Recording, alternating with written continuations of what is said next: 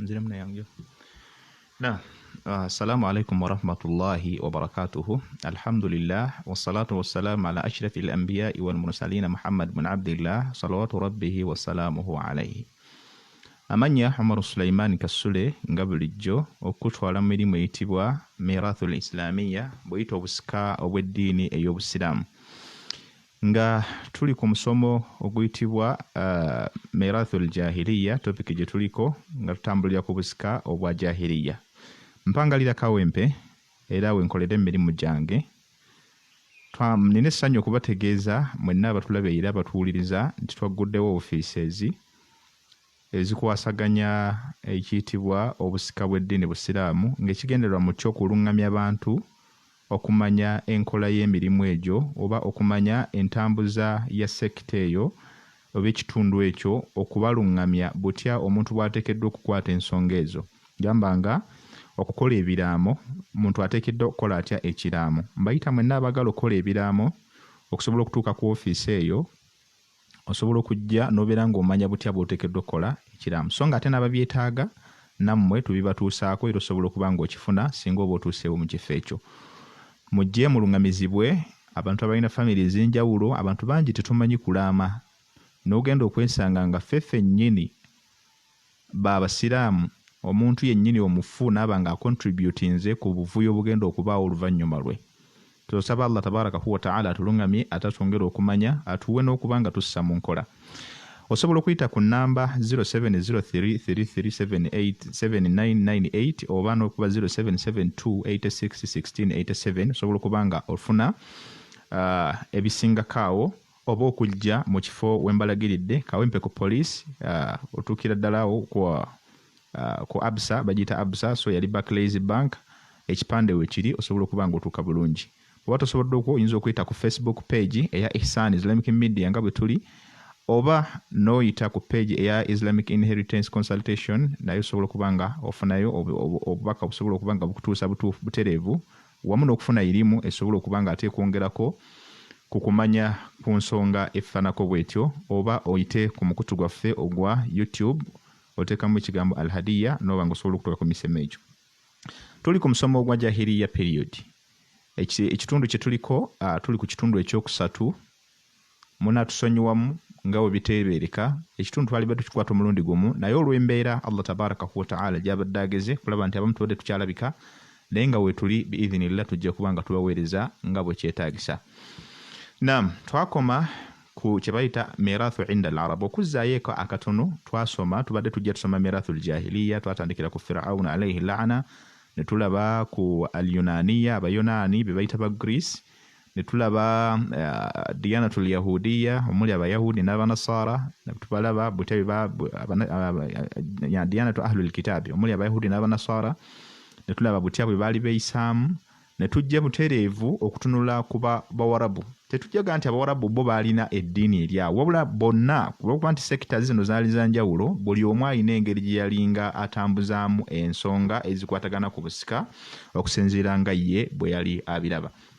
Naam, twakoma ku Bawarabu. Naye twagamba nti Abawarabu balina embeera gye batambuzaamu obusika obwabwe. Obusika obw'Abawarabu bano bagoberera ensonga eziri genuine, twazitunulira nga ziri ensonga asatu. Waliwo kye bayita al-Mirathu nasabiyya nga bagoberera olulyo, ne kye bayita as-sababiyya nga bagoberera ensonga. Ezo nno ze ziri genuine oba enkulu ennyo kubasinziira okutambuza obusika bwabwe. So bwe tugenda wansi mu nsonga ezo okuzitakulaatakula, ojja kusanga nga waliwo ate obulombolombo bwe bongeramu. Bwe tugenda ku nasabu bagoberera famire y'omuntu. Mu famire omwo ate ne bajja basaamu obusongasonga omuntu buteekeddwa okubeera nga butuukirizibwa omuntu asobole okuba nga akwalifayinga oba okubalibwa mu abo abateekeddwa okuba abasika b'omugenzi. Muzo baatugamba nti mulimu kye bayita adhukuriyya, omuntu ateekeddwa okuba nga musajja, kikisookera ddala, kubanga tebakkirizanga kuwa muntu oba muwala yenna busika. Ne batunulira ku liteeri endala gye baatunulira kye bayita ashajaa, obuzira wal quwwa, obuzira n'amaanyi. Kitegeeza nti omuntu yenna ataasobolanga kugenda mu lutabaalo, kuyingira lutalo, kugoba nti asobola okutaasa ekika oba famire, mwana wattu yalinga takola ki, tasobola kubanga asembezebwa kufuna busika. Ensonga eyasembayo gye bayongerako gye bayita atabanni. Tabanni kitegeeza omuntu okubeera nga afuna omwana oba mulonzeewa olwaliro nga bwolaba zi babies home ezo. Abantu bangi nnyo fa Allah tabaraka wa taala yatonda mu mbeera za njawulo. Mulimu abazaala, mulimu Allah beyawa nga tebazaala, makulu nga bagumba. N'olwekyo nga bagenda ne bagula abaana oba oli kati boba yegombanga mwana oba mu kkubo ne bwabanga omwana yalingako nannyini ye naye nga yamuga nti kati ono mwana wange olw'ekyo kyabamulabyemu nga kisobola okumugasa oba nga asobola okubanga muzira, asobola okwenganga abalaba abalumbye ekika kyabwe nga bawala bwe tumanyi nti balwaniranga nnyo ebika. N'olwekyo omwana oyo yafuukanga musika oluvannyuma lw'oyo yamwadoptinga oba eyamusembeza n'amufuula omwana we ng'asobola okumusikira. Ekyo nno bwe batyo ensonga ezo bw'ozigatta ezo n'ozigatta ku ziri ebbiri zetutunuulidde z'ensonga 5 Abawarabu ze balinga bagoberera. Fasulu tawaruth. Katugende munda into details tulabe abaffe bannaffe abo newankubadde ng'ensonga bazitambuza bwe batyo naye in details bwe tugenze okunnyonnyola okwongera okugaziwamu katono tulabe Abawarabu baali batambuza batya ensonga ezo. Twatunuulira ku mulundi guli ne tulaba Abawarabu engeri gye baali babeesingamu ku nsonga ezo nga bwe twaziraba ng'era olwaliro biidhinillahi tabarakahu wa taala twali tusembeyo nga tulabye mirathu nasab. Mirathu nasab okuddamu akatono baali bagambanga Abawarabu mu kusikisa abooluganda bino bye baagobereranga. Bwe bagendanga mu famire omuntu ng'afudde mu famire y'okumusikira omuntu yenna ayalinga talina bino wammanga newankubadde yalinga wa famire oba ng'afudde kitaawo oba mugandawo tolina mu kwesese gwonna w'oyita kumusikira. Ekisookera ddala bw'obanga walinga mwana muwala abo abaana abawala bo tokimanyi bulungi tebaasembezebwanga ku busika oba afudde maama we oba afudde kitaawe tebasobola kumusembeza ku bya busika. Ekyokubiri abantu abo omuntu yenna ne we yalinga mwana mulenzi naye nga mwana mulenzi ali awo munafu kitegeeza bw'ogamba oyogera ku bunafu teekeramu omwana ayitibwa abaana abalina obukyamu ku mitwe baalinga tebakola ki tebalina busika bwonna bwe baweebwa era nga tewali kantu konna ke bafuna ku byabugagga ne wabanga afudde kitaawe ne wabanga afudde nnyina. Ebintu ebyo baabisembezanga baabikulembezanga naye nga bakiziza eri famire. Ekirala oyalinga omwana omuto tebaamusembezanga ku busika kubanga era kiri automatic nti omwana omuto abeera munafu tabaamu na buzira busobola kulwanirira ki famire. N'olwekyo baatunuliranga bakadde basajja bakulu myaka 4 myaka 5 abo nga bye batwala ebyobusika by'omuntu ng'afudde.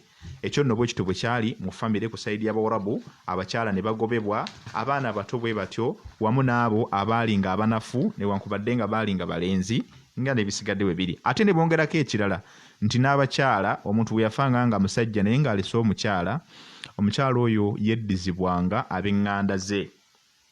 Ab'eŋŋanda ze baamweddizanga eyayagalanga n'amweddiza ng'omukyala oyo bamutwala awatali kumuwa mahare.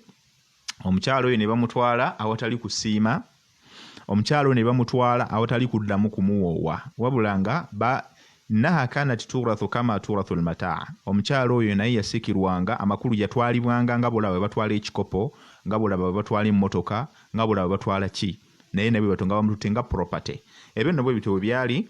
Ku mulundi guli twasembayo nga tusomye nga tulitunulya aya ne tugamba nti Allah subhanahu wa ta'ala obusika obufaanako bwe butyo yagenda abujjawo mpolampola nga n'obujulizi we buli ku byo twalaba mwalimu aya Allah subhanahu wa ta'ala nga atugamba a'udhu billahi minash shaitani rrajim atugamba nti ya ayyuhalladhina amanu la yahillu lakum an tarithu an-nisaa karaha wala ta'dhuluhunna litadhhabu bi ba'dhi ma ataytumuhunna. Allah subhanahu wa ta'ala yassa aya egaana kubanga ebyo byonna byaliwo hatta ne muku kujja ku mbaka sallallahu alaihi wasallam. Tunuli ensonga lwaki kuba nabbi sallallahu alaihi wasallam oluvannyuma lw'okutumwa tukimanyi bulungi nti mujahiliya period ebyaliwo byali biyitirivu nnyo oba ekiseera ky'obutamanya abantu obusiraamu rakkaza fi awwal al-amri ila at-tawhid ala at-tawhid. Allah subhanahu wa ta'ala oluvannyuma lw'okutuma mbaka Muhammad sallallahu alaihi wasallam essira yalisimba nnyo ku kuyigiriza abantu tawhid okwawula Allah subhanahu wa ta'ala n'okumusinza. Kuba omuntu bw'aba tamanyi kwawula Allah tosobola kumuleetera birala ng'oli tannaba kutegeera Allah yaani tonnaba kumanya ani gw'okolera ng'ate ogenda kubyakkola nedda tosobola genda kukola mulimu nga tomanyi agenda kusasula. Kyekyo nno nabbi sallallahu alaihi wasallam yatandikirako n'asobola okuyigiriza abasahaba tawhid era yuqal innahu makatha fi makkata wa huwa yuallimu ahla makkata at-tawhid bihawali 13 sana. Nabbi sallallahu alaihi wasallam yamali makka ng'akowoola abantu okujja eri okwawula Allah subhanahu wa ta'ala emyaka 13 zokka ng'ayimiriza abantu ayigiriza abantu tawhid nga bwe tubamanyi obungi ebintu byali bakola. Baali basinza masanamu nga gali ku Kaaba, baali bakola buli kantu konna kabi, babumba bakatonda baabwe, bakkiriza mu Laata wal Uzza, bakkiriza mu mizimu, basinzanga amayinja, buli kimu kyonna. Hatta likulli qabila kana likulli qabilati yani ilah, buli kibi oba bitwali buli kikamu bika by'Abawarabu kyayinanga katonda waakyo gwe kisinza. Naye nga waliwo bali ababeera ku Kaaba 360 bino abantu abavanga mu different parts of the world, abantu bava mu bitundu ebyenjawulo abajjanga mu Arabia okulambula, amasanamu bagasanganga ku Kaaba nga weegali. Naye ng'olwedde buli kika kyalinanga essanamu nti mu kitundu gundi wali essanamu ly'Abagunde, mu kitundu gundi wali essanamu, kati gano nga gawamu. N'olwekyo ebyo byonna Abawarabu bye baalimu by then mu kiseera ekyo, nga Nabbi sallallahu alaihi wasallam okubategeeza okubivaako tekyali kyangu. Hatta Allah subhanahu wa ta'ala mu aya mu Qur'an yatuka n'ekyenda agamba nti Abawarabu abo baatuuka ekyenda bagamba nti nga bagamba Nabbi sallallahu alaihi wasallam nti ajala ahlihatakum ilahan wahida, Muhammadi azza balimbe afuule bakatonda bammwe bali mbadde musinza abayitirivu amufuule katonda omu. Olaba nti obutamanya obubuze bwe baalimu bwali bwa kika kya waggulu nnyo, nga toyinza kubaleetamu nsonga ze twogerako saawa zino kusobola kubanga zibayigirizibwa. Olaba olwaleero ffe abaludde nga tusoma ku Busiraamu, abaludde nga tuwulira Obusiraamu kye bugamba, tukyakola ebyennyume by'ebyo bye tusomesebwa, tukyakola ebyennyume by'ebyo bituyigirizibwa, olwate bali abaali nga n'omubaka sallallahu alaihi wasallam waali. Tugenda mu maaso, twali tugenda ku muteeko ogwokubiri, nasabu twagimala ku mulundi guli, tubadde tuzzeeyo okuddamu okurefreshinga obwongo bwaffe tumanye ate we tugenda okutandikira. Ng'olwaleero biidhinillahi tabarakahu wa ta'ala tugenda kutandika ku kibayita attawaruthu bisababi. Attawaruthu bisababi. Sawa, tawaruthu binnasabi tugirabye obusika bwe bazzanga eri famire, naye nga tulabye mu famire bwe babuzangayo baayisanga batya, balondobangamu, waliwo obulombolombo bwe bateekangawo ate obwaziyizanga abalala. Bwe tugenda ku tawaruthu bisababi, obusika ng'omuntu afuna obusika ayitira olw'ensonga ebibaddewo obanga alina ensonga gy'ayitiddeko okufuuka omusika. Again, fakan kana al-arabu fi al-jahiliyyati wa sadri al-islami yatawarathuna bi asbabi mutaaddida ahammiha ma sanaraha insha Allah. Abawarabu okuviira ddala mu kiseera ekya jahiliyya ekyo baali balina ensonga ez'enjawulo ze baagobereranga okutambuzaamu obusika bwabwe nga bwe baali babutambuza.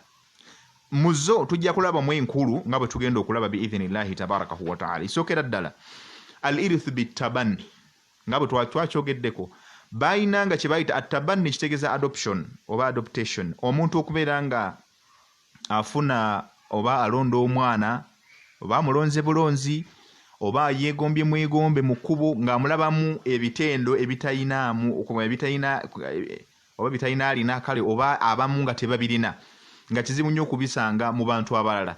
So abantu abo baakiinanga naddala ebyekuusa ku buzira. Abawarabu ekyo baakiina naddala ebyekuusa ku buzira. Omwana bwe yabangamu ekitendo ng'amulamu ekitendo eky'obuzira ekyokuba nti tatya biduduma, tatya kukwata kitala kugenda mu lutalo kulwana, ekyo baakyagalanga nnyo kubanga baali basajja balwanyi nga balwanirira ebika byabwe okubeera nga ebika ebyo ebika by'amaanyi. N'olwekyo ekisookera ddala wano bwe tuba tukitunuulidde, attabanni baakikwatanga nga kintu kya nkizo nnyo ku sayidi yaabwe, nga kya nkizo ddala, era ng'omwana oyo gw'adoptinze gwafudde nti mwana we n'abeera ng'amutwala olw'ebyo bye twogeddeko, omwana oyo yamusikiranga.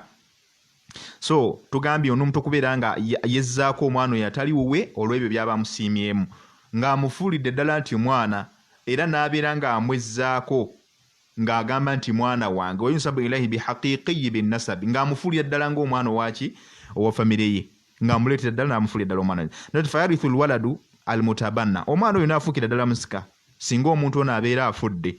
wakana tabanni sha'i'an wastamarra hatta sadri al-islam kyali kimanyikiddwa nnyo ekyo nga bwe twogedde nti abawarabu baali bakimanyi nnyo ate nga bakikola nnyo n'okutuukira ddala ku ntandikwa y'obusiraamu amakulu entandikwa y'okutumwa ku mbaka Muhammad sallallahu alaihi wasallam. Saagala abantu buzaabuzibwe abasinga obungi bw'omugamba nti hatta sadri al-islam okutuukira ddala ku ntandikwa y'obusiraamu akubuuza nti obusiraamu tebwaliwo olubereberye.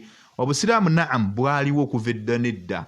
Buli nabbi yonna yenna yatumwa yubahathu ala madha ala tawhid, yalinga atumwa ng'atumwa okuba nti asasanya okwawula Allah subhanahu wa ta'ala. Naye tugamba entumwa obutumwa obusiraamu bumbaka obw'okumulembe gumbaka Muhammad sallallahu alayhi wasallam. N'olwekyo faqad tabanna nabiyyu sallallahu alayhi wasallam Zaid ibn Haritha radiyallahu ta'ala anhu.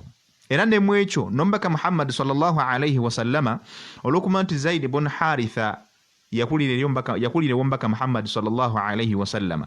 Era yuqaalu kana abdallahu, yali muweerezaawe, yali muddu gyali, naye yatuuka ekiseera olw'okuwangala kwe yawangala naye abantu bamuyitanga Zaid ibn Muhammadi, bamuyitanga Zaid mutabani wa Muhammad. Ne kitambulira no ddala ebbanga Allah subhanahu wa ta'ala yekennyini yakikola ki yakiziyiza. Thumma harrama al-islam tabannu, Allah subhanahu wa ta'ala n'akijjawo ekyokuba nti omuntu akola ki addira omwana atali wuwe n'amwezzaako olw'ebyo byaba amwegombyemu n'abeera nga amwezzaako. Allah subhanahu wa ta'ala nassa obujulizi obw'enjawulo mu obugaana embeera efaanako bwetyo kubanga etuukawo. Wa abtala tawaruthu bihi, era najjawo n'obusika obwali buteereddwawo ku nsonga efaanako bwetyo ng'abantu bafuna ebyobugagga by'abantu olw'okuba nti oli yaleeta omwana n'amukuza n'amufuula ng'omwana we n'amala n'amuwa ebyobugagga bye mu mbeera efaanako bwetyo. Fi qawlihi ta'ala, Allah subhanahu wa ta'ala agamba nti ma ja'ala billahi minash shaitani rajim ma ja'ala Allahu li rajulin min qalbayni fi jawfihi, tewali muffeffenna Allah subhanahu wa ta'ala be yatonda ti ma ja'ala Allahu li rajulin min qalbayni fi jawfihi wama ja'ala ad'iyaakum wama ja'ala azwajakum allati tudahiruna minhunna ummahatukum wama ja'ala ad'iyaakum abna'akum dhalikum qawlukum bi afwahikum wallahu yaqulu al-haqqa wa huwa yahdi as-sabil id'uhum li abaihim huwa aqsatu 'inda Allah فإن لم تعلموا آباءهم فإخوانكم في الدين ومواليكم وليس عليكم جناح فيما أخطأتم به ولكن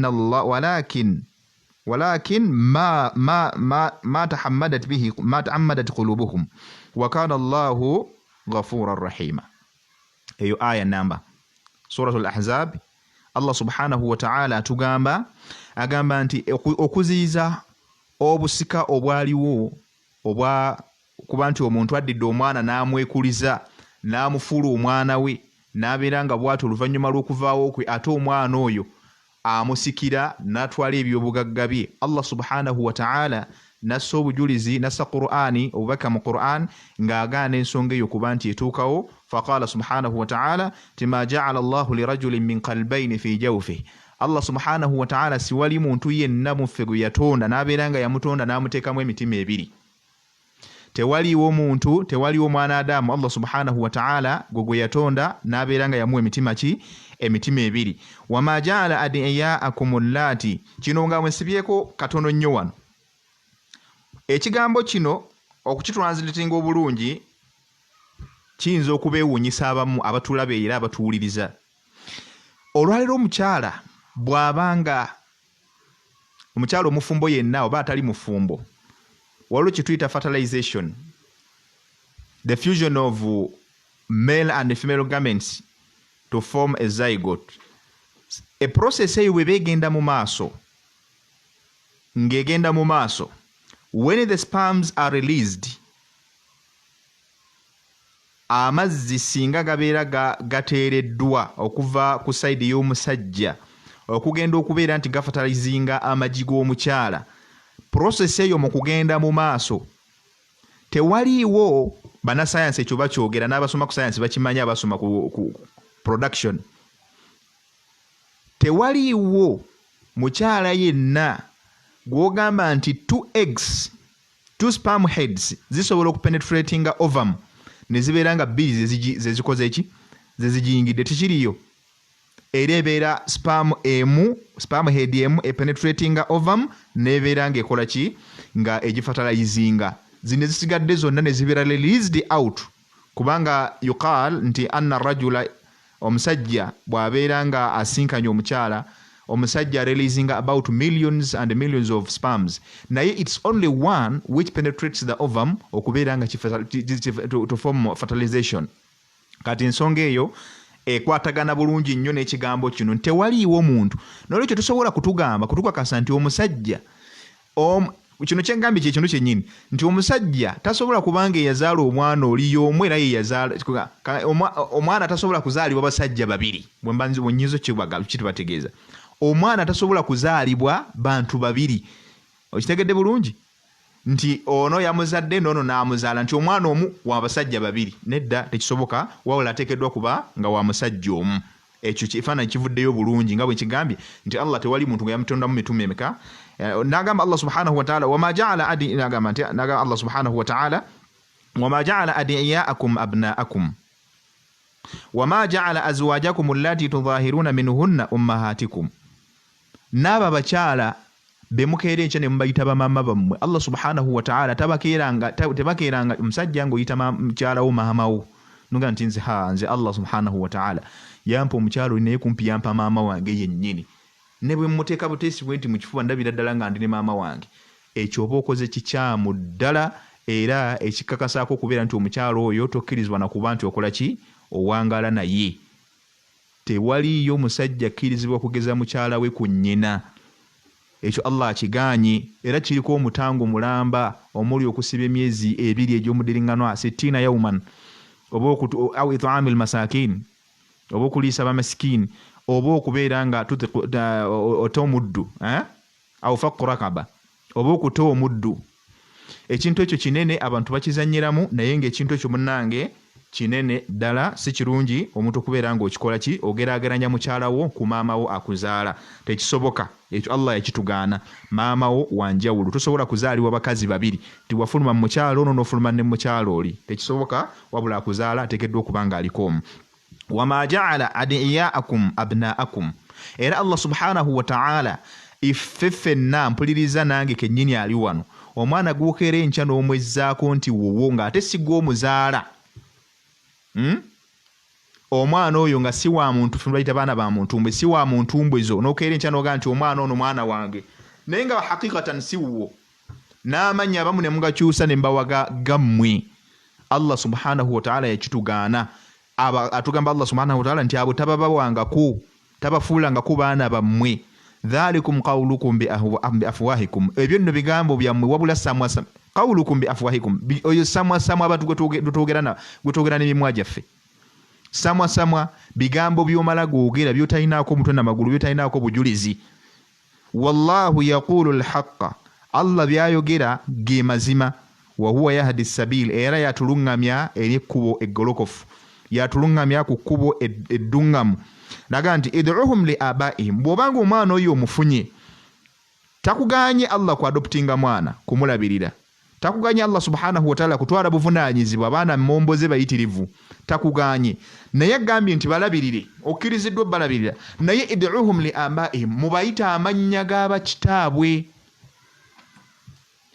id'uhum li abaihim huwa aqsatu 'inda Allah mubayita amannya bakitaabwe ge babatuuma abaana babeera n'amannya gaabwe kandi bwe tebalina batuuma amannya ag'eddiini khalas mubayitire ddala amannya ag'abakitaabwe oba mubayita amannya ag'eddiini fa in lam ta'lamu era kikyo tugamba fa in lam ta'lamu abaahum bwe batemumanyi bakitaabwe kuba baana bangi nnyo bayitirivu nnyo olwalwo engeri gye tuli mu mulembe nti mulembe mwononefu abakyala abamu bazaala abaana ne basuula n'aba balina olusi babasuula nga bategeera bulungi recently naliko ku TV awo oli yasuula omwana nga mukulu mwana myaka ndowooza nga 7-8 oli najja n'amusiba awo n'amusuula abo bangi n'olwekyo omwana bw'oba temubamanyi fa illam ta'lamu abaahum bwe temumanyi bakadde b'abaana abo fa ikhwanukum fi ddiini wa mawalikum babeera mikwano gyammwe mu ddiini era abantu abanunuzi bammwe bye muba mununudde abaana bammwe muba mununudde ne mubajja mu mannyo g'empise ne mubataasa okubonaabona ne mubataasa embeera enkyamu eyinza okuba nga ebatuukako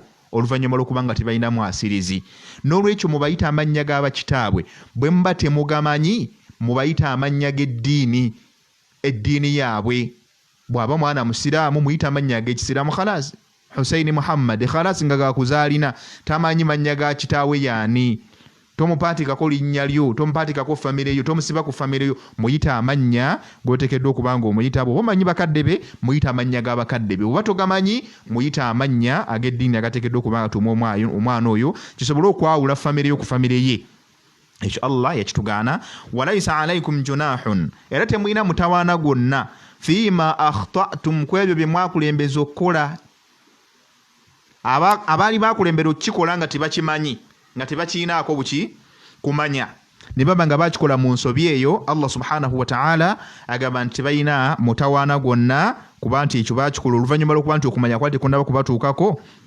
walakin naye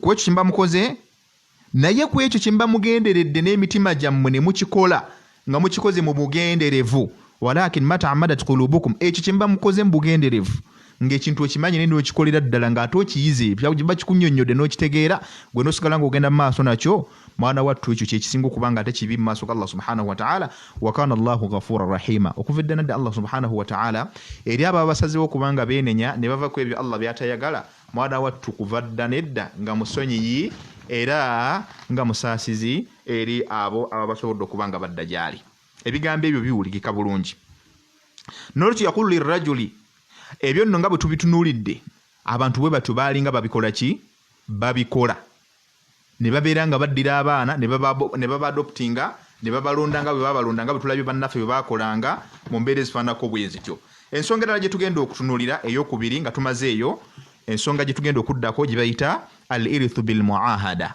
ensonga ya tabani tugimaze ensonga ya nasabu tunyimaze nkulaba nkutemera fasulu tawarith inda al arab abawarabu butya bwe batambuzangamu embeera z'obusika ewaabwe kuba buli sekita yayinanga entambuza y'obusika ngeri gye butambuzaamu nga bwe tuze tulaba sekita ez'enjawulo saawa zino tugenda ku kye bayita al tawaruthu bil muahada aw al irithu bil muahada watahalufi wal muwalatu wan nusra waliwo kye bayita obusika obwatambuliranga ku kukola endagaano watahalufi kye bayita muahada okukola endagaano oba okwerayiriragana oba omukago n'okulayiriragana wal muwalatu n'omukwano ogwalingawo wakati w'abantu ababiri wan nusra n'okutaasagana obwo nabwo bwali busika ebintu ebyo nkakasa nti ne mu Uganda wano byaliwo okemabega lwakuba bigenze bisangukawo busangusi lwansi kutabanguka naye nga bw'osangidde abakyagobera enkola y'edda bakyabiriko bakyabitambuza bino byonna ye jahiliya gye tukyasoma obusika buno bwatambulanga mu bawarabu nga butambulira ku kibayita al muahada okutta omukago oba omukago watahalufi n'okulayiriragana wal muwalatu wan nusra n'okubanga baayinanga omukwano wakati waabwe okwagala n'okwalinga wakati waabwe n'okutaasagana mu bizibu eby'enjawulo fakaana rajulu n'olwekyo omusajja mu mbeera engeri gye baabitambuzangamu omusajja yagambanga munne kaana rajulu yaqulu lirajulin akhar omusajja yagambanga munne nga beerayiriragana namugamba nti dami gino byalinga bawarabu dami damu kayamugamba nti omusaayi gwange musaayi gwo naye wano mu Uganda byaliwo okwo wahadmi hadmuka n'okusaanawo kwange kuba kusaanawo okwo ekitegeeza nti babanga abagassa obumu bwabwe agambye ntansuruni wa ansuruka ekiba kikuguddeko kyonna obuzibu bwonna obuba bukutuseeko obuba butuuse ku nze amakulu bwe kuba kutaasa mba nina okusookera ddala okutaasa mbanga nze kennyini nnyini abafunye obuzibu watarithuni wa arithuka tetukoma okwo n'okubanga okusika nkusikira naawe onsikira obusika sayidi yange buba busika bwo bino byalinga bawarabu n'agamba nti wataaqilu anni wa aqilu anka singa waba wazizza omusango gwonna nga gwetaagisa okutoola ddiya aqilu anka wa taaqiluni eyo bakiyita diyatul aqila abasoma ku fiqhu diyatul aqila kitegeeza nti omuntu singa abazizza omusango gwa noggomola ng'omusango gw'okutta omuntu ng'amusse mu butanwa mu butali bugenderevu bayereta diyatul aqila abafamire bakuyambako ne basonda eŋŋamiya 100 abantu abatta abantu obeewuunya oba babalaata baddawa oba beesize eki walillahi alhamdu naye omuntu omulamba eŋŋamiya 100 z'oteekeddwa omuntu yenna oba omusse ng'amusse mu butanwa khataan omuntu ateekeddwa okubanga ayambibwako famire ye okubanga asasula ddiya eyo. Kati abawarabu beerayiriranga wataaqiluni wa aqilu anka, singa oba ofunye omusango fanako bwe gutyo ossa omuntu mu butanwa oba olina ekizibu kyonna kyonna ky'ofunye nga kyetaagisa okutoola diyatul aqila, okutoola ddiya ey'okutaasa ow'oluganda, mwana wattu nange bwe ntyo nkikola nsobola okuba nga nkuyambako. Fayaqulu al-akharu hakadha, n'omulala naye bw'atyo n'abeera ng'akola ki?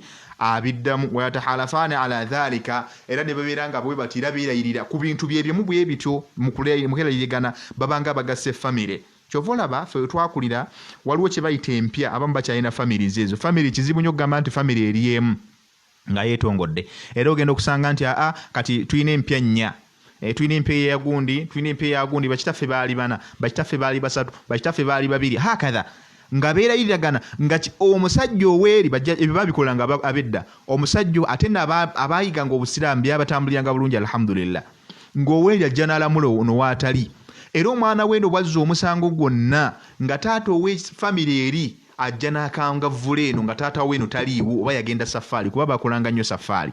Naye olwaleero omwana w'olwaleero tetukuzizza baana, tukuzizza byana. Abantu tebazadde baana, bazadde byana. Omwana ayimirira mu famire n'avuma kitaawi, omwana ayimirira mu famire n'avvoola abafamire, tamanyi tebamanyi bakulu. Olwali mulembe tegukyamanyi, tetumanyi, omukulu tamanyi wakoma, omuto tamanyi wakoma, tuli mu buvuyo tuvuya. Naye nga abatukulembera alhamdulillah ku ekyo abamu babaako credit, abasinga obungi byafaayo by'abakadde byammwe mubimanyi bwe bityo byatambulanga.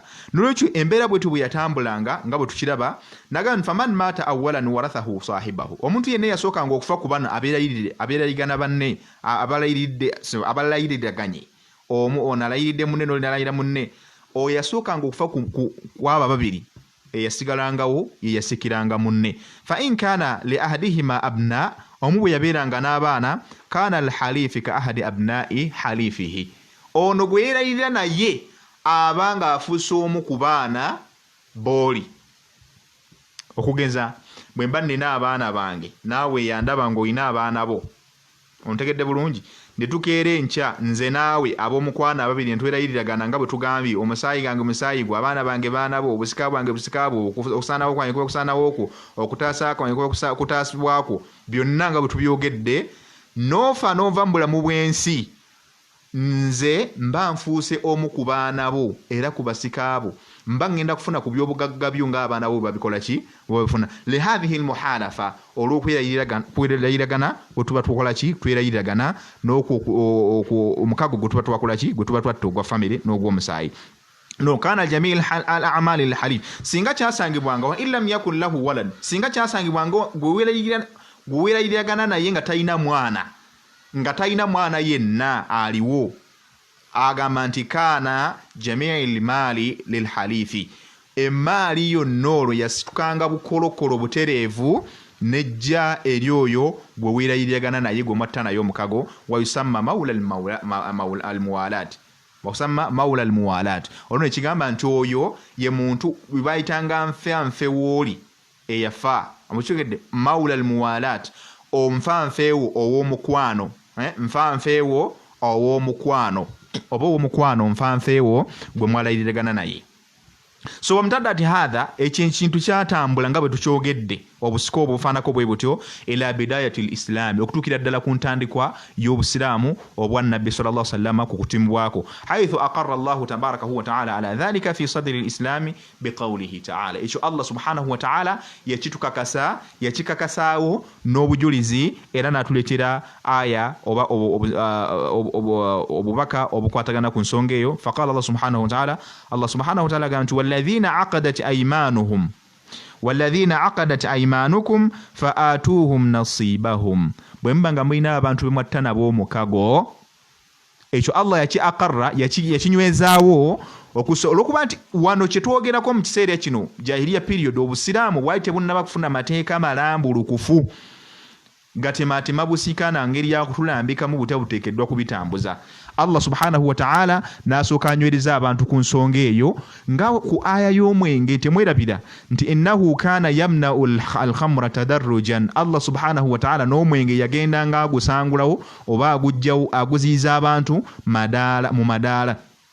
yuqalu aya ziri ssatu Allah ziyaganiramu omwenge naye abamu abasosula bagamba nti yali yasooka kulaza waliwo aya eri mu suratu Nahl Allah subhanahu wa ta'ala agamba a'udhu billahi minash shaitani rajim wa min thamarati an-nakhili tattakhidhuna minhu sakara wa rizqan hasana mu kimera ekyentende mujjamu ebitamiiza ate ne mujjamu ne riziki ennungi. Owulidde? Mujjamu ebitamiiza ne riziki. Simanyi oba ekitamiiza kiba kirungi eri saawa zino baga nti kitamiiza kiba kirungi eri omuntu. Nabwe ekito ne buno obusika naye ate oluvannyuma n'agenda ng'aleeta aya n'abaga nti la taqrabu salata wa antum sukara. Temusembere swala nga muli ki? Yas'alunaka 'anil khamri wal maisir qul fihima ithmun wa manafi'u linnas wa ithmuhuma akbaru min naf'ihima. Ebyo Allah najanga bitunnyonnyola okutuusiza ddala ku aya yasembayo n'agamba nti innamal khamru wal maisir wal ansab wal azlam rijsun min 'amali shaytan fajtanibuhu. Ezo zonna aya zajjanga zoogera ku kintu kimu omwenge naye tadarrujan abantu batukanga n'okugunywa naye nga ssaawa y'eswala erina okubanga etuuka nga gukugoza eki na wano bwe kyali ti abannaffe abatambuzanga oba abaalinga batambuza enkola kye bayita attabanni oba kiyita almuahada okubanga bakola omukago wanusra walmuwalat n'okubanga balinga bataasagana n'okubanga balinanga omukwano gwabwe wakati waabwe Allah subhanahu wa ta'ala fi bidayati al-islam yakinywezaawo n'agamba nti walladhina aqadat aymanukum n'abo be mwakola nabo omukago be mwatta nabo omukago be mwakola nagendagano be mwelayiragana nabo fa atuhum nasibahum mubawe omugabo gwabwe okusinzira nga bwe mwali mukola ki mubikola be mwakola nabo omukago okuva edda nedda. Inna Allaha mazima ddala wekiti Allah subhanahu wa ta'ala kana ala kulli shay'in shahida. Tewali ki yali tamanyi, buli kyonna kyagendanga mu maaso ng'akimanyi era ng'akiraba. Era y'ensonga lwaki yabagamba nti abange be mwakolagana nabo be mwali mwatta nabo omukago okuva edda nedda ng'amateeka g'obusiraamu tegannajja mubawe eki mubawe emikago gyabwe mubawe emigabo gyabwe gye mwakolanga ki kubanga yali eddiini yaliwo mu kaseera ako nga bye batambuza byetambulirako mubawe emiki emigabo gyabwe okusadala amateeka ge tunaalaba bwe gajja. Walmaana alladhi ومعنا والذين تحالفتهم معهم بأيمان بالمؤكدة ngabo twakirabye ngabo twala nti ababo bimwaliriranga muwe faatuhum nasibahum bawe emigabo gya minal mirat mu busika bwammwe ngabo tukirabye nti balinga basikiragana kama wa'atumuhum bil ayman al mughalladha ngabo mwerayiriranga okwerayira okwali okwakafu okutali mu bulimba nga mukakasa okulayira kwammwe. Fa inna Allah ta'ala shahidun bainakum fi tilka al uhud wal muaqadat. Allah subhanahu wa ta'ala ku nsonga zammwe zonna ez'okwerayiragana n'okutta emikago gyammwe tewali kye yali tamanyi, byonna mwabitandika bimanyi ng'era manyi gye bigenda okuggwera. Waqad kana hadha fi ibtida'i al-islam, kyali ku ntandikwa ya busiraamu. Thumma nusikha ba'da dhalika biqawlihi tabaraka wa ta'ala, nga bwe gambye tadarrujan. Allah yamala n'akisangulawo n'agamba atya a'udhu billahi minash shaitani rajim. Allah subhanahu wa ta'ala agamba ekisangulawo ekyo gamba nti abantu musobola okwirayiriragana ne musikiragana kyasangulwawo essaawa zino kiriiwo kuba kyaliwo mu jahiliya period. Saawa zino tukyasoma ku busiko bwa jahiliya mu kiseera ekyobutamanya entandikwa y'obusiraamu. Agamba Allah subhanahu wa ta'ala a'udhu billahi minash shaitani rajim walikullin ja'alna mawaliya walikullin ja'alna mawaliya mimma taraka alwalidani wal aqrabun. Walikullin kubuli muntu yenna buli musiraamu yenna buli yenna Allah subhanahu wa ta'ala gwe yatonda mu nsi muno nga muntu ja'alna mawaliya yamuterako abantu be bayita almuhim fi tafsir ibn kathir batugamba mawaliya qala ibn abbas innahum asabatul waratha bebasika abasikira ebitalina kigero wa ashabil furudh min alwaratha nabo abasikira emigabo mu byobugagga byomufu byabalise. Nolwekyo walikulli ja'alna mawaliya mimma taraka alwalidani wal aqrabun. Buli muntu yenna Allah subhanahu wa ta'ala amakulu yamutera wabasika gwali yandaba saawa zino nanga ali wano buli omwali n'abasika be oba ozadde abaana oba tozadde Allah ekyo kitulaga bulungi nnyo nti buli muntu Allah emaali ye yagidayirekitinga dda wawe ina okulaga oluvannyuma lwe. Nolwekyo toddaawo nga bw'okimanyi nti Allah subhanahu wa ta'ala emaali si yaffe, Allah subhanahu wa ta'ala yina nyiniyo. Bw'okakasa nti waliwo yagikuwa manya nti era ayina era bye yagigabira oluvannyuma lwo. bw'oteeta ntalate kubegamba nti abasinga obungi tudde ntulwanyisa Qur'ani nze neekolera nze ebigambo bingi nnyo byetwogera naye tukimanyi bulungi nti Allah subhanahu wa ta'ala tewali kyakola tewali kyateekateeka okuggyako ng'alina ensonga lwaki aba akiteeseteese. Nolwekyo ebyo byonna nga bwe tubirabye bwe bityo byatambula tujja kulaba obujulizi bumu ruya rawa Jubair bun Mut'im. Jubair sahaba aitwa Jubair ibn Mut'im yaleta hadith nagamba radiyallahu ta'ala yagamba nti anna Rasulullah sallallahu alaihi wasallam qala ombaka Muhammad sallallahu alaihi wasallam yogera ebigambo bino nagamba nti la hilfa fil Islam okwelayiragana bujulizi buli mu hadith okwelayiragana n'okutta omukago okutaasagana nga bwe byaliwo mu jahiliya mu Busiraamu tebiriimu nabbi yabigoba tebiriimu nga tulabye mu aya Allah ng'abigaana kadhalika n'omubaka Muhammad sallallahu alaihi wasallam yatukakasa n'atugamba nti mu Busiraamu tebiriiyo. Wa ayyuma hilfin kana fil jahiliya okwelayiragana kwonna kwonna okwaliwo mu kiseera ekyobutamanya ekya jahiliya lam yazid al-islam illa shiddatan ekyo nno mu Busiraamu ate kigenza okusangibwa ng'ate kikakali tekikkirizibwa amakulu Obusiraamu bwakikoze eki bwakisanguzeewo ne bukizibuwaza ne bukifuula nti tekikyasoboka kubeera nga ate kikolebwa nga bwe kyakolebwa mu jahiliya. Katulaba ati Imaamu Nawawi rahmatullahi tabarakahu wa ta'ala yagamba qala kana tawaruthu fil hilf obusika bwalingawo obw'okwerayiriragana fanusikha bil ayati al mawarith ne bubeera nga bwasangulwawo n'obujulizi aya ezajja nga zitulambika obusika Obusiraamu nga bwe butambula. Qult kyava agamba nti kyava alipotinga rawi alhadith atuleetera n'atugamba qult amma ma yataallaqu bil irthi agamba nti fayustahabbu fihi almukhalafa inda jamahiri alulama. Kyava agamba nti amma ma yataallaqu bil irthi ekyo nakyo nekikwatagana ku busika nga kizze bya muhalafa fayustahabbu fihi almukhalafatu inda jamahiri alulama. Abamanyi bonna ekyo bakyawukanako tekikkirizibwa. Omuntu yenna eyirayirira omuntu nga bimwerayirirako byakubeera nti mubiyingiza mu busika bwe mba nfudde gwobo nsikira naye woba ofanze nsikira nga biyingidde mu busika faqad khalafahu jamahiri alulama ay jami' alulama alislam bonna bakyawukanako ne bagamba nti laisa bisahih si kituufu omutatekeddwa kubanga ate akikola mu mbeera eyakakati. Wa amma almuakhatu fil islami wal muhalafa naye ate obwa seruganda n'obw'okwerayiragana obwa seruganda obw'Obusiraamu ala ta'ati llahi ta'ala ng'omusingi gwakyo kuba nti tugendera Allah subhanahu wa ta'ala wattanasuru fi ddin n'okubanga tutaasagana mu ddiini wattaawunu ala albirri wattaqwa n'okubanga ate tuyambagana mu kubanga tukola obulungi n'okutya Allah subhanahu wa ta'ala wa iqamatu alhaq n'okuyimirizaawo amazima nga twerayirira obutayawukana ku mazima ne twerayiriraga ne tutta omukago obutava ku mazima ne tutta omukago okubanga tukkiriza ebyo Allah subhanahu wa ta'ala byayagala fahadha baqin ekyo nno kyasigalawo lam yunsikhuha ekyo nno lam yunsakh tekyasangulwawo. Wa hadha ma'na qawluhu sallallahu alayhi wasallam fi hadhihi alhadith hadith eriye kulembedde oba gye twogeddeko eyo nno al-nabi sallallahu alayhi wasallama ge makulu ge yali ategeeza mu hadithi n'agamba nti wa ayyuma hilfin kana fil jahiliyati lam yazidhu al-islam illa shidda.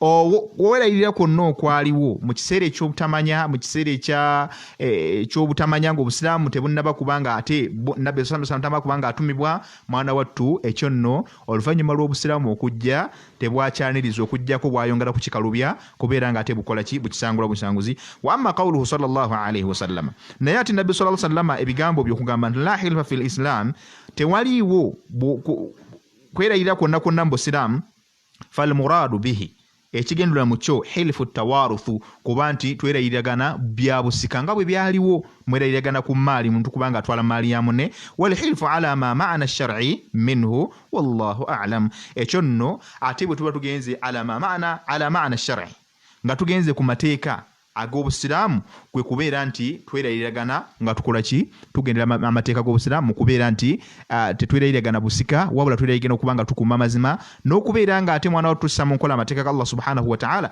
n'okuyambagana okubanga tukola obulungi ekyo tekirina mutawaana tuli baddembe okubanga tukirayiriragana mu Busiraamu.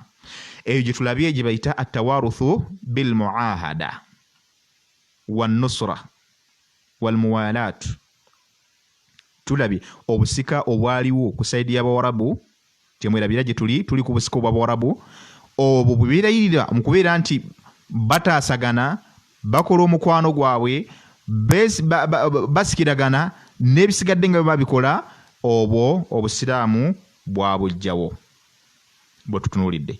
Obw'omulundi ogwokusatu ensonga al-ma'ada bisababiyya obusika buno obw'omulundi ogwokusatu nga bwe busembayo oboolyawo mu Bawarabu balina obusika obw'enjawulo nga buno bwe busika obwasembayo ku nsonga ze baagoberera twazigyemu obiri genuine bye baagoberera basinga okusaako essira.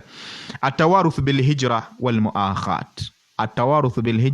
walmuakhat obusika obwaliwo olw'okusenguka n'obwa sseruganda obwo nabwo bwaliwo fi sadiri al-islaam ekyenjawulo kye bwawukanako katono ku bujahiliya buno bwaliwo nga amateeka agamu ku mateeka g'obusiraamu gatandise okujja naye ne buzimbibwa ala ma kaana fil jahiliya nga buzimbibwa ku ebyo ebyaliwo mu kiseera ky'obutamanya wa huwa tawaruthu bil hijra wal muakhat obusika obwateerwawo olw'okusenguka n'obwa sseruganda. Wa hadha kana fi sadri al-islam indama akha an-nabi sallallahu alaihi wasallam baina al-muhajirin wal ansar ekyo kyaliwo ku ntandikwa y'obusiraamu mu kiseera nabbi sallallahu alaihi wasallam oluvannyuma lw'okusenguka bwe yali agatta obwa sseruganda wakati w'abasenguse okuva e Makka n'abaabaaniriza abaababudamya abasajja ab'e Madina ridwanullahi tabaraka wa ta'ala alaihim. N'olwekyo obwo obusika nabwo bwateerwawo era Allah subhanahu wa ta'ala n'abu ayyada obwo obusika nabbi sallallahu alaihi wasallam ye yabukola ki yabuteekawo Allah n'akoona mu stamp mu busika obwo newankubadde tebwatambula bbanga ddene. Ekitegeeza obusika tubwinamu emirundi esatu nga bwe tujja okulaba munaaba tukola ki tomaliriza okutemaatema. Agamba nti wanqata'at rabitati alwilaya wannusrati baina almuhajirina wa baina aqaribihim alladhina lam yu'minu obwo bwakutulawo abasseruganda abaali batannaba kubanga bakkiriza nga bakkiriza omubaka Muhammad sallallahu alaihi wasallam n'abo abaali batasenguse kuva Makka. Obusika obwo bwazimbibwa nga bukutulawo obwasseruganda obwabo abaali batasenguse kuva Makka n'abo abooluganda abaali baganye okukkiriza omubaka Muhammad sallallahu alaihi wasallam wakati waabwe ne bana abasenguse ne bali bannabwe abataasizza e Madina. Amakulu abaali e Madina byakwatanga ku b'e Madina n'ab'e Makka byakwatanga ku b'e Makka nga tebabifaanaganya. Mukyo kyava agamba wano n'atugamba nti agambye nti au amanu walam yuhajiru oba bannaffe bali abakkiriza naye ne batasenguka. Bannaffe abakkiriza ne bagana okusenguka emadi gwalinga musango bayithawe gwa Nnaggommola singa kuba Allah yabakkiriza okusenguka okuva e Makka okugenda e Madina naye abamu ne basigalamu olw'ebye bizinesi ezaalimu nga tebaagala kuzaabulira. Bwe baaganirayo bali ne basenguka bannabwe ne bagenda obusika buno obwateerwawo tebwabafaako. Faja'ala nabbi sallallahu alaihi wasallam al-hijrata wal mu'akhat sababan lil irith nabbi sallallahu alaihi wasallam n'abeera nga yassaawo obusika obwo bwaddako obw'omulundi ogwokubiri obwa nga buzimbiddwa ku bwa sseruganda n'obusenguse. Obwa sseruganda buliwa bwe bwa sseruganda bannaffe ab'e Madina bwe baalaga bannaffe abasenguse okuva e Makka bwe baabalaga n'omutima omulungi gwe baabalaga to the extent omuntu yalina abakyala ababiri yasalangawo n'agamba nti abakyala bange bano bangi naye babiri naye kampeko munnange mukyala wange omulwalira abamu kye tutasobola kukola eyalinanga abana nga waakiri ajjako babiri oba n'asigazaako omu abasigadde n'abagabira bakyala bannaabwe bali abasenguse nabo babiri alinanga ebintu mu nnyumba ne babishiyalinga ne bannaabwe alinanga ennyumba ennyingi naye obwo bwa sseruganda bwabulirawa olwaliwo tebuliiwo kyenyinza okukakasa illa man rahimallah okujjako Allah baba asaasidde ate nga nadira antujad kiri reya tekisangika. N'olwekyo obwo busika bwe butyo ne buba nga bwateekebwawo ku mulembe ogwo mu kiseera ekyo nga nabbi asenguse okuva e Makka agenze Madina n'assawo obusika obwo okwongera okugatta wakati wa bannaffe ab'e Madina ne bannaffe ab'e Makka okubalaga nti bannange obusiraamu butukakasa nti tuli kimu obwa sseruganda tuli kimu kyolina bw'oba olina ekingi kiyambeko ne munnaate atalina asobola okuba nga naye akola kiyegasa nakyo. Agambe nti watawthiqa lilwilaya warabitatu baina almuhajirina wal ansari وجبرا ماذا التفكر وجبرا للتفكر او للفقر n'okubeera nga ekigendulwa mu kyo tugambye okubeera nga nabbi agatta wakati waabwe emitima gyammwe gibeere wamu n'okubanga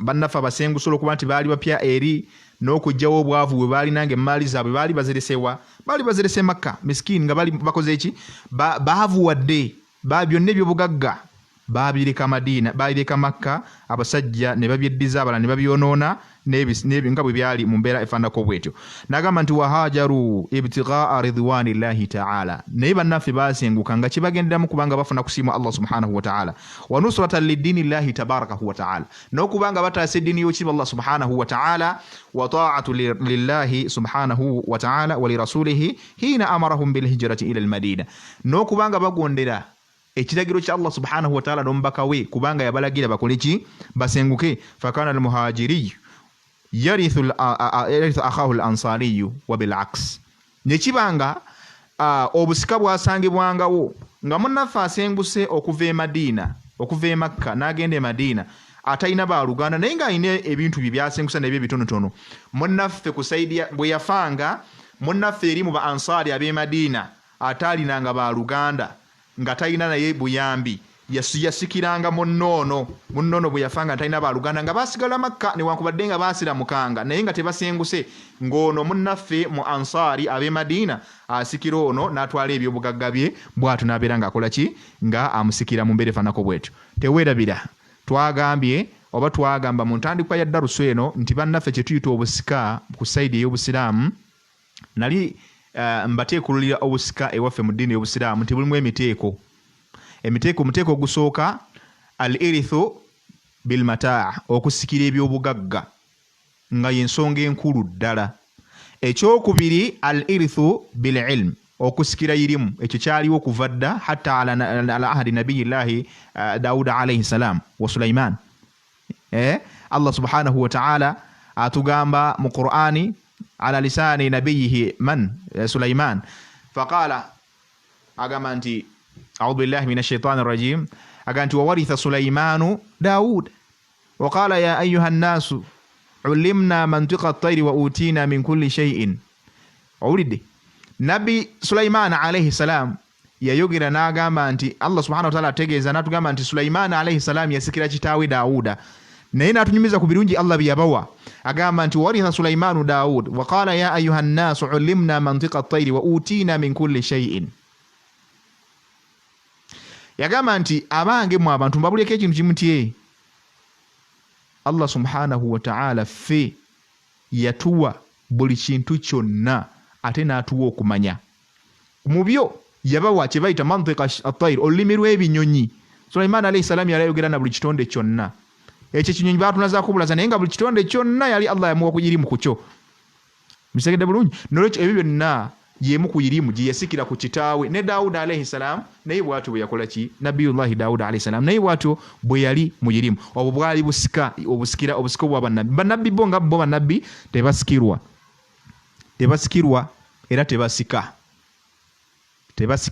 era tebasika ekyo nkiddamu nabbi sallallahu alayhi wasallam yatukakasa n'atugamba mu hadithi n'atugamba a'udhu billahi minash shaitani rajim agamba hadithi min nabbi sallallahu alayhi wasallam agamba nahnu ma'shara al-anbiya la narithu wala nurath ma taraknahu sadaqa au kama qala alayhi salam nabbi sallallahu alayhi wasallam agamba nti ife bannabbi tetusikira muntu yenna ate tetusikirwa wabula kituba tulese kyonna ebasaddaaka kuba ekyo kiba kuba bwe kityo nga nabbi nga bwe yakyogera kyali badde kikubagana ate oba oli awo ne aya naye yiba ntegeera ya muntu naye aya etegeeza irimu kibadde gamba nti aya eyo eyali egamba ti wawaritha Sulaimanu Daud eyo aya yali etegeeza nti nabbi Sulaiman alayhi salam yasika okumanya kwa kitaawe yamusikirako okumanya mu kubeera nti yali amanyi irimu mpitirivu mu byo bye yaweebwanga okubanga amanyi amaloboozi g'ebitonde n'amanya kyebigambi ennimi zaabyo nga asobola okwogera nabyo nga ekyafayo bwe kitambula ekya nabbi Sulaiman alayhi salam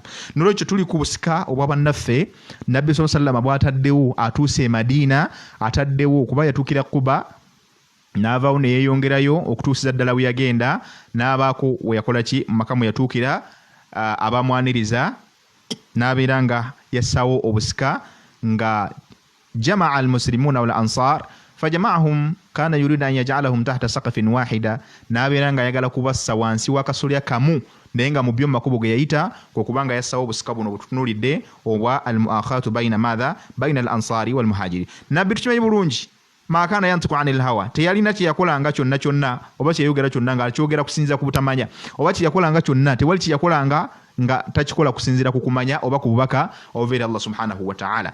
Ngenda kuwa obujulizi ku nsonga eyo wadde tugambye nti nabbi yabuteekawo naye rabbana tabarakahu wa ta'ala obwo busika kennyini yabuteekawo n'abeera nga atuwa aya obujulizi obukakasa ensonga eyo.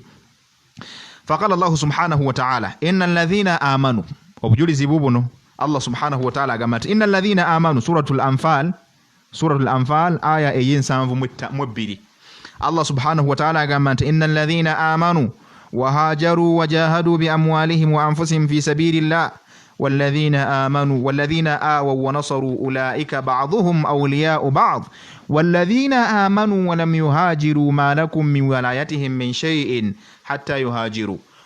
نعمتي وإن استنصروكم في الدين فعليكم النصر إلا على قوم بينكم وبينهم ميثاق والله بما تعملون بصير.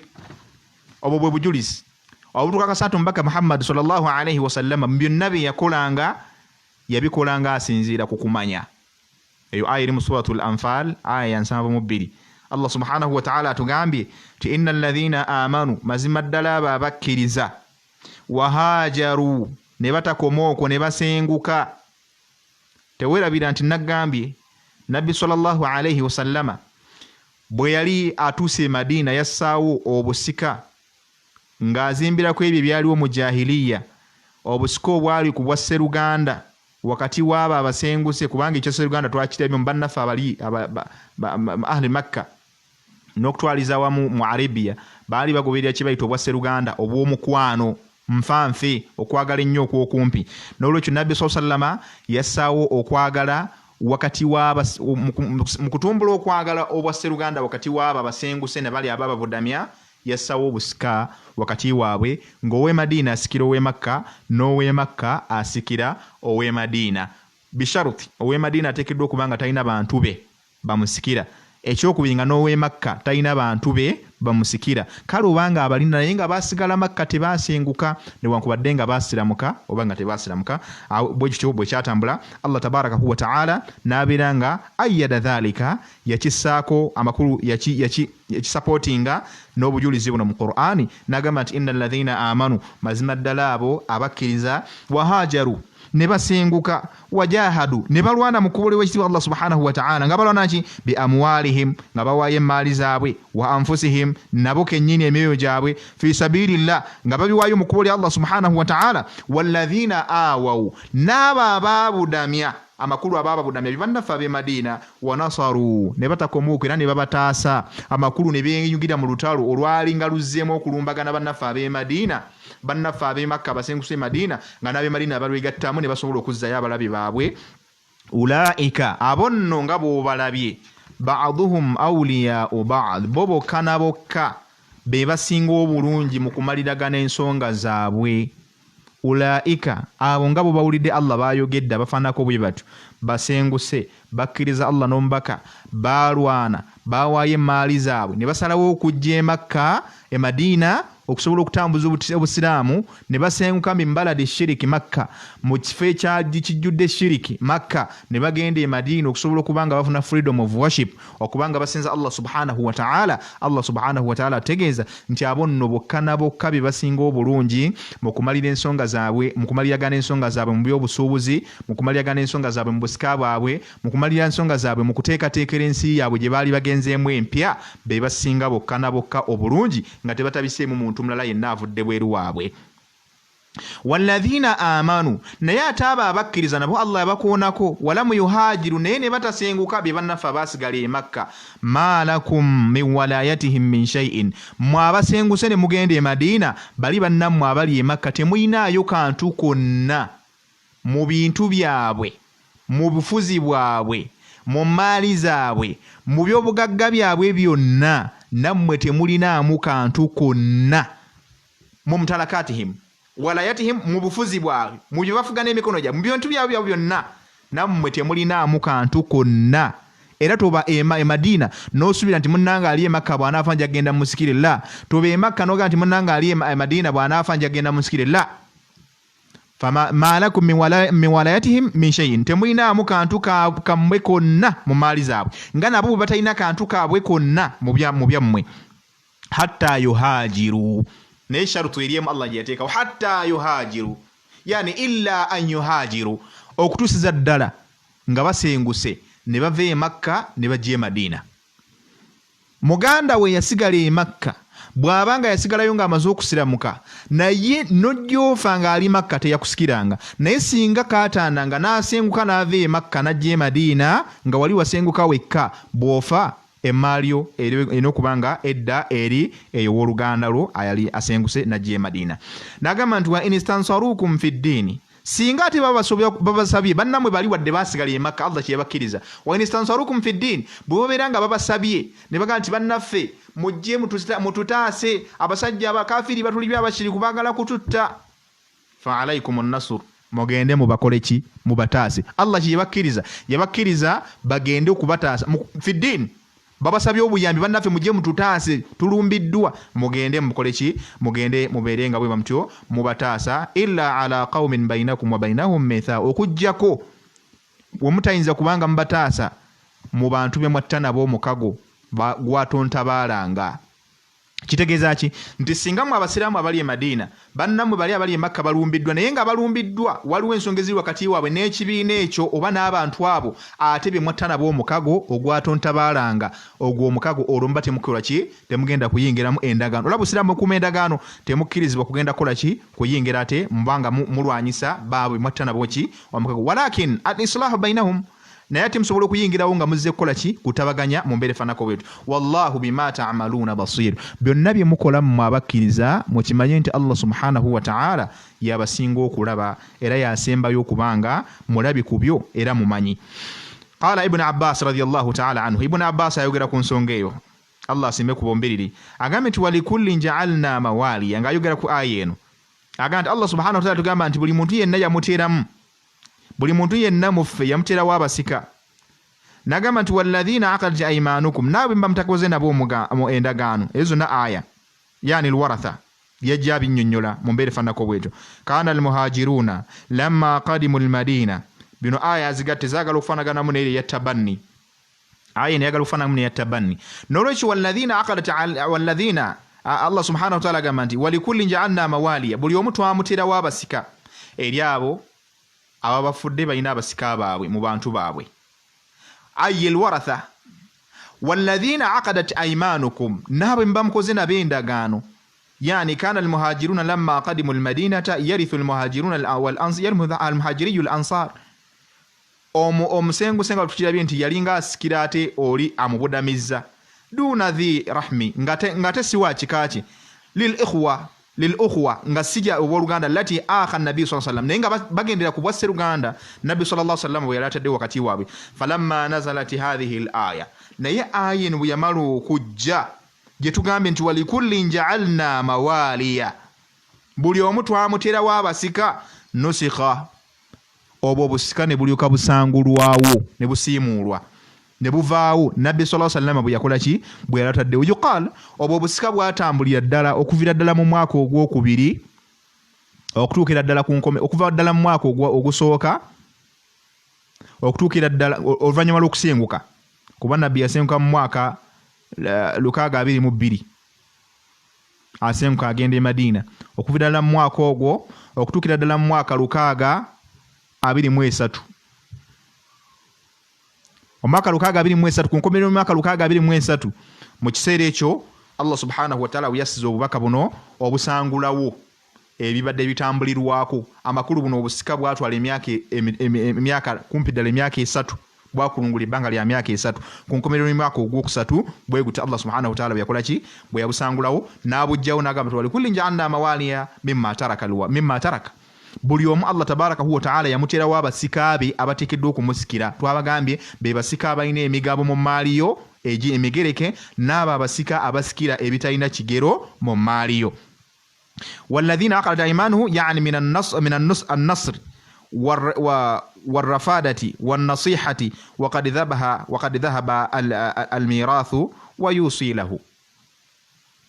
bino ebyogamba nti abantu bakolanga omukago nagwo ne gujjibwawo Allah subhanahu wa ta'ala nagusangulawo ne kisigala kimu alwasiya okubeera ng'omuntu asobola okubanga asuubiza omuntu ekintu so si ekyobuwaze ekyetteeka kuba kibayita omukago kiba kigenze kumpi mu kyatteeka.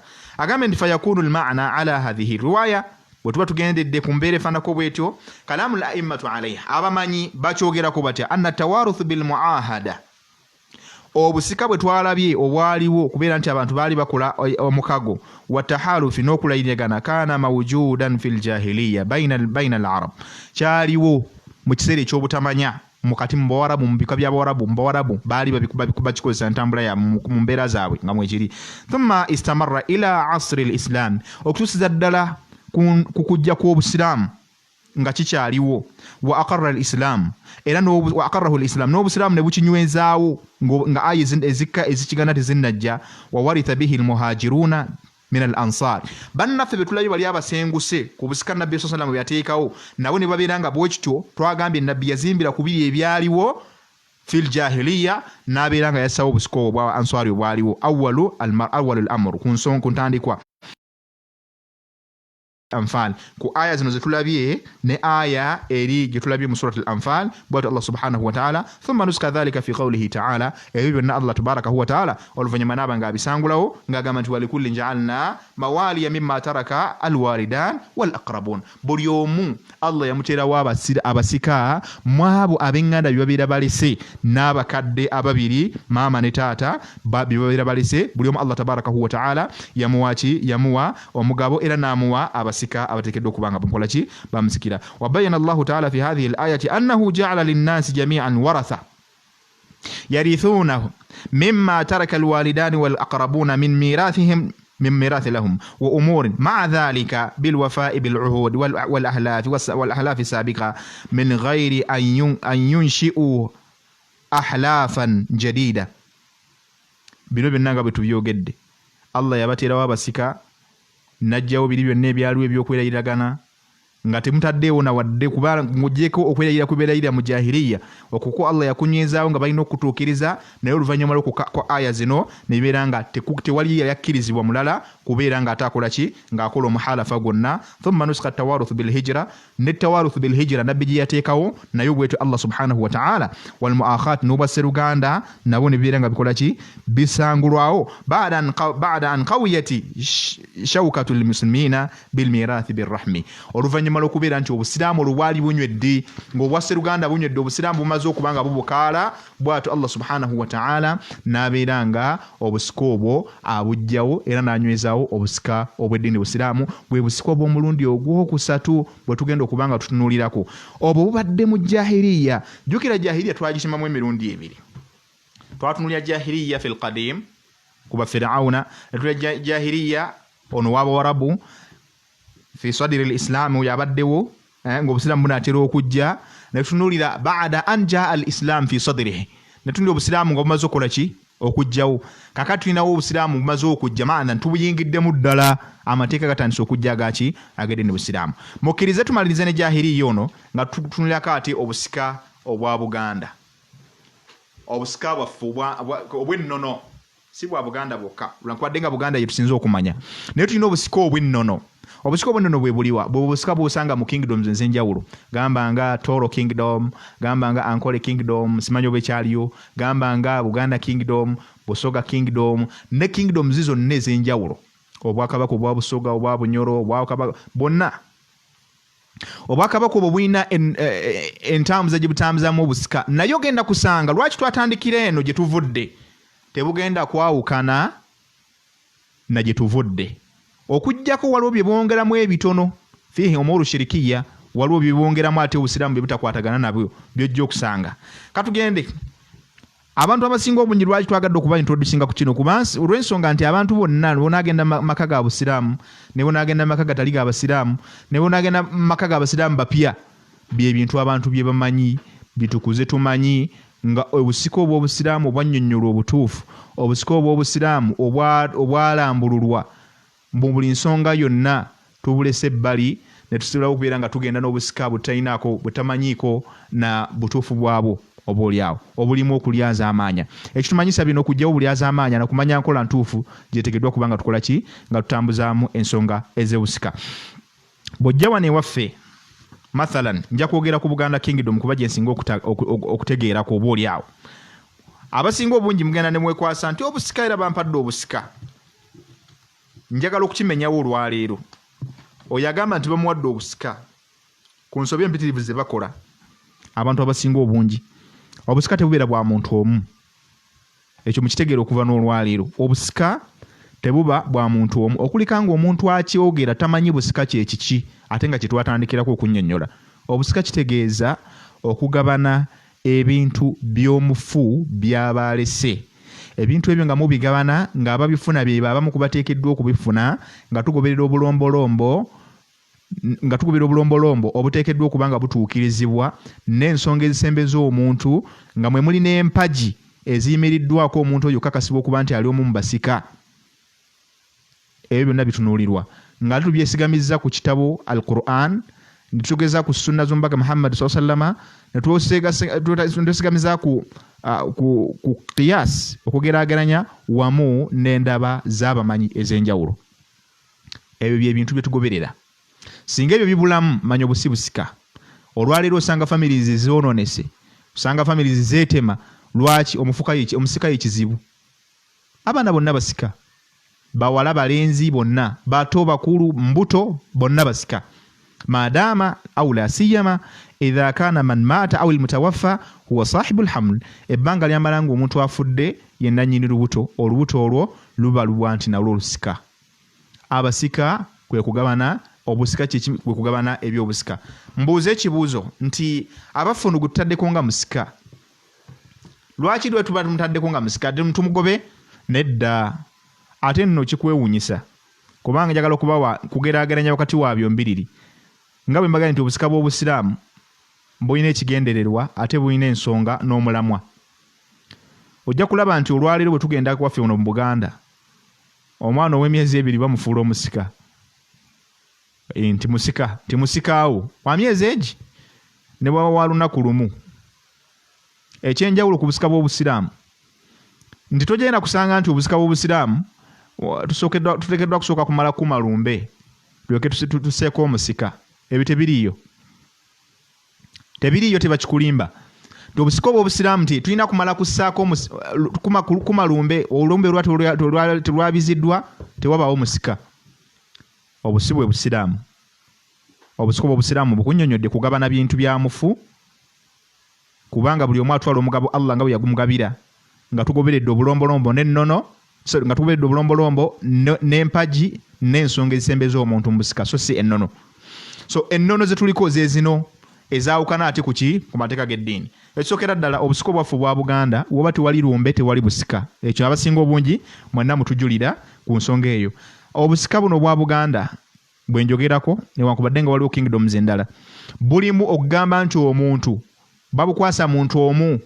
Ebiseera ebisinga ateekwa kuba mwana mukulu mu family.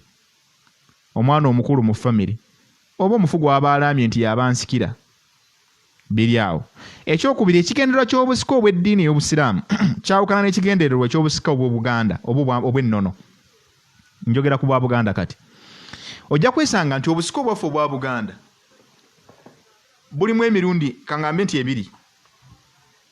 Waliwo abagabana ku bintu ne wabaawo n'obusika buli atoga nti omuntu musikaawe naye nga tagenda kugabana ku bintu.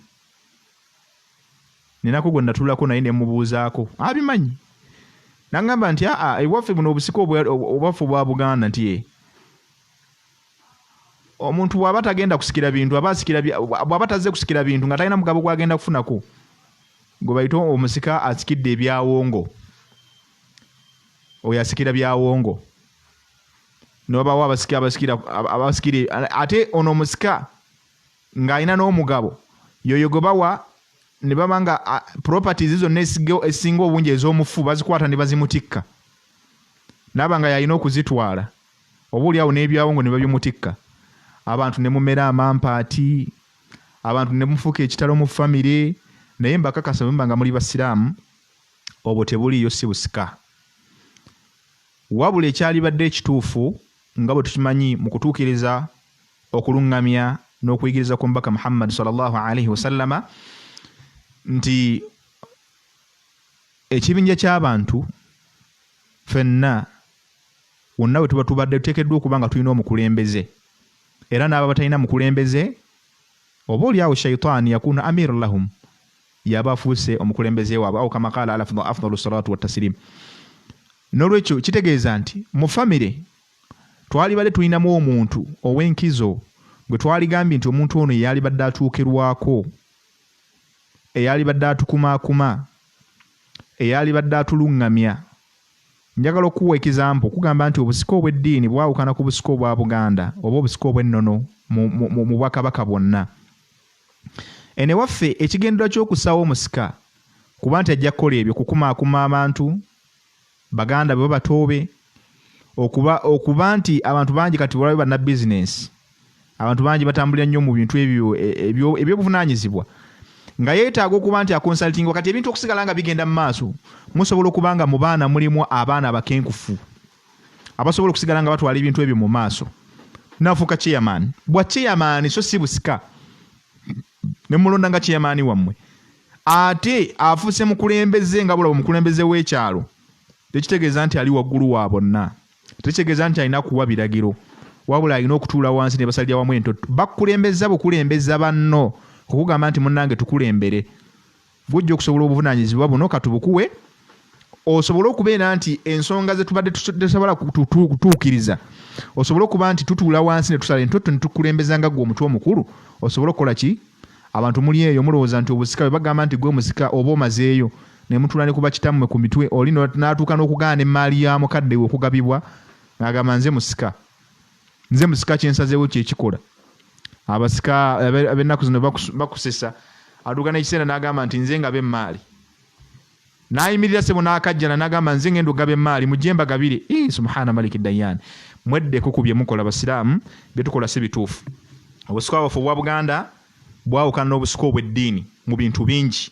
Wano babwesembesa ku sayidi emu, alina kuba mwana omu mulenzi.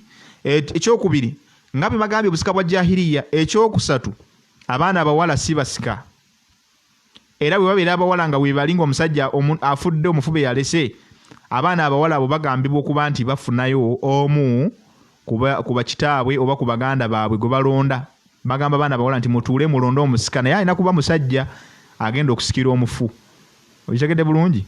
So ekigendererwa ky'obusika bw'obusiraamu kyanjawulo ku kigendererwa ky'obusika obwa Buganda. Njagala balaga nti obusika obw'eddiini bwanjawulo nnyo ku busika obw'ennono obuliwo ensangi zino. Ekirala, tewaliwo gye tugenda kutuuza gwe omusika obw'eddiini oba chairman gwe tulonze nga chairman. Ekyokubiri, si kyatteeka nti omuntu aba afudde oba omufu yalina okulonda omusika, nedda. Olw'ekigendererwa ky'omusika nti omusika asobola okulondebwa ab'Oluganda, ddala ng'abaana singa babeera bakulu, basobola okulaba ani asobola okubatwala mu maaso, basobola okulaba ani asobola okuba kiyali, nga bolaba nti eggwanga teriyinza kutambula nga teriri mu mukulembeze. Kyekimu ne famire bwe beesigaddewo nga basigadde bakyali baana, era balina okubaamu abaduumira, alina okubeera nga atuukirwako oba ensonga zonna gwe zaalibadde okubeera nti ye mutwe omukulu chairman mu nsonga ezo. Abantu twalibadde tukitegeera ensonga eyo.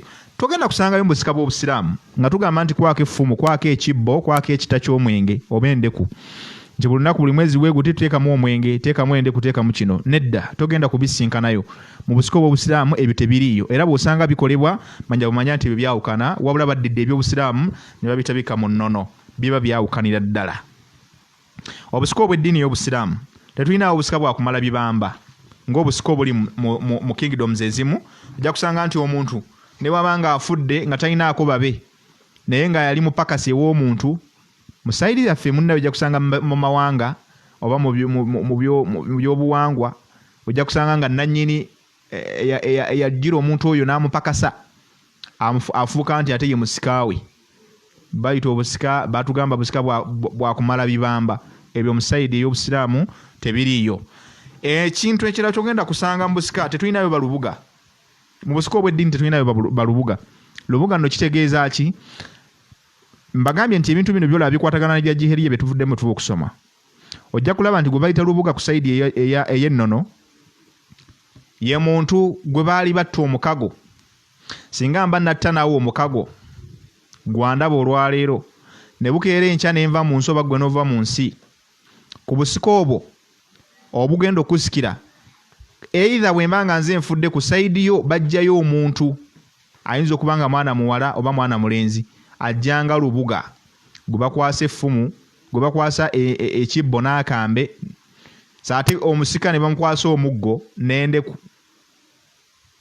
ebyo nno munnange ffe ojja kusanga ngeno omusika ku saidi ey'eddiini tebiriiyo era mbyekesa nti bannange mu byesonyiwe tebiriiyo wabula mugoberere obusika obutuufu obw'eddiini ey'obusiraamu nga bwe butuyigiriza nekisaagala mwerabire emabega kaawo naliko ku TV nkakasa n'abamu ku batuwuliriza baaliko eddiini eno etali ya busiraamu yalonkingibwa naddala eddiini omuru shirikiya ebintu ebikwatagana n'ebyawongo byalonkingibwa ng'eddiini era ekirungi nti bo bennyini bayogerera nti atakkiririza mu bino abiveemu abitulekere agende mu byasobola okukola naffe bwe tugambira Allah subhanahu wa ta'ala tukakasa natugamba nti ya ayuha alladhina amanu udkhulu fi silmi kafatan wala tattabi'u khutuwati shaitan innahu lakum aduwwun mubin abange Allah subhanahu wa ta'ala tukola natugamba nti abange mu abakkiriza la tattabi'u khutuwati agamba nti udkhulu fi silmi kafa muyingire obusiraamu mu buggweremu